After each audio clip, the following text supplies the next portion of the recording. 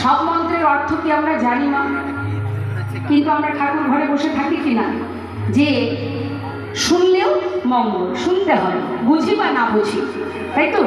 ঠিক তদ্রূপ হরিনাম শুনলে উপকার, কানের ভিতরে দিয়ে প্রবেশ করলে ওই নামের এমনই মহিমা।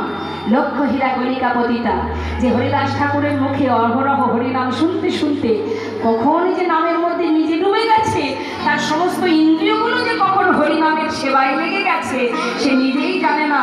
হঠাৎ দেখছে পাখির কলরব, তার মানে নিশি প্রভাত হয়ে গেছে।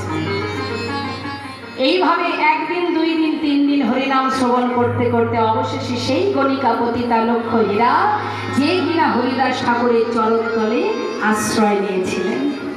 এটা হচ্ছে সোনার কৃপা, শুনলে কৃপা হয়। তা হরিনাম শুনলে কি উপকার? মহাজন বলছেন কি শুনুন, হরিনাম শুনলে কি উপকার বলছে কি,